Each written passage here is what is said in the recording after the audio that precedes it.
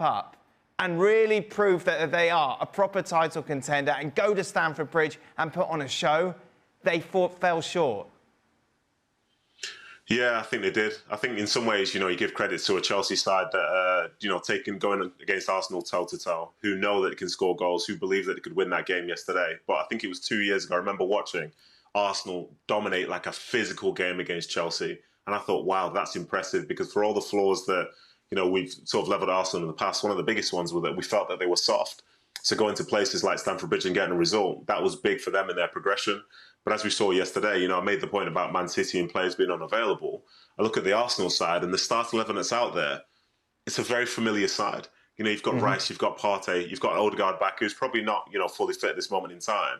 We've got Saka on one side, Martinelli on the other, Ben White, Saliba, Gabriel, Timber. Like that, that could potentially be Arsenal's first choice starting lineup.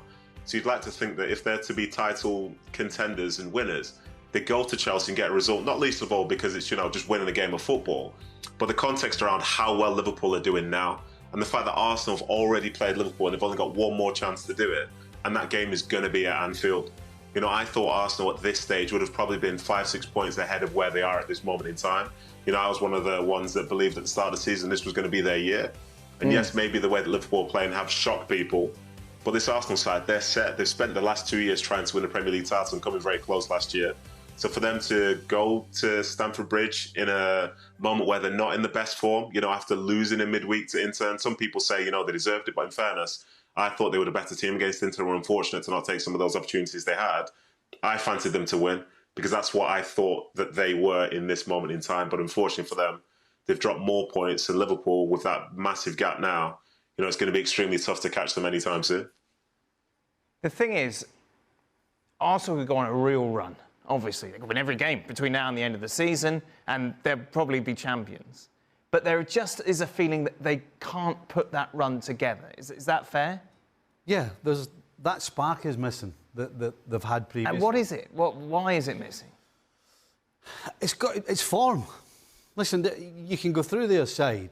Martinelli, although he scored against Chelsea, has been struggling. Mm-hmm. Odegaard's been out. Yeah. Saka... He was quiet yesterday. Cucurella did well on him. But it's like he's carrying the forward line. Havertz is in and out.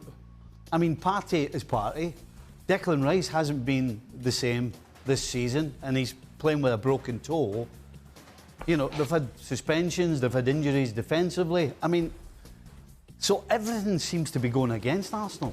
And the biggest thing is form. There's no spark. There's no, I couldn't believe Arteta was talking about how they deserved to win the game after the game, because they didn't. In my opinion, the only team that deserved to win it would have been Chelsea. They did, in the first half, they had two headers that Madueke and the fullback should have scored with.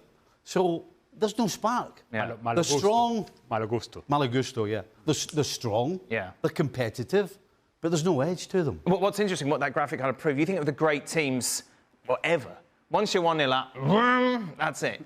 We are not going to let you back into this game. But be it via bad discipline or poor defending, Arsenal have kept opening the door. Before I show you the odds for the Premier League title, who's 1, 2, 3 in your book, Stevie? Oh, my goodness. That's tough, Dan, because what we've learned today is that all three... Because the title's going to one of the three teams that we've been talking about. Right, yes. I mean, it is. Yeah. But the one thing we've seen...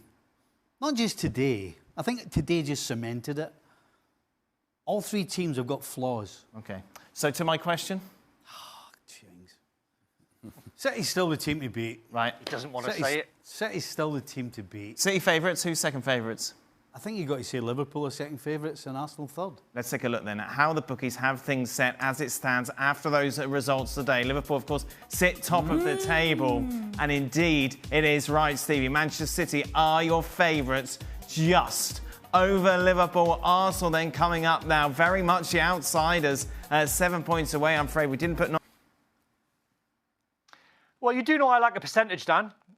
Go on, and then. I've got 40-40-20. I've got 40-40-20. I don't see Arsenal mounting a title challenge just because, as Ali said before, they're offering nothing, and they've got tough fixtures to play. I mean, I've got no confidence Arsenal will go to Chelsea and go and beat them. They might do, But if they don't, all of a sudden they're going to fall 9, 10, 11 points behind. So I think already it's looking potentially, and Stevie didn't want to say it, and I'm reluctant to say it, it could be a 2-horse race.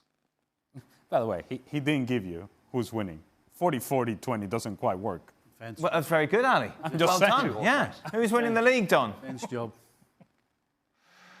Go on, I'll say Liverpool. Liverpool? Go on, go for All it, right. why not?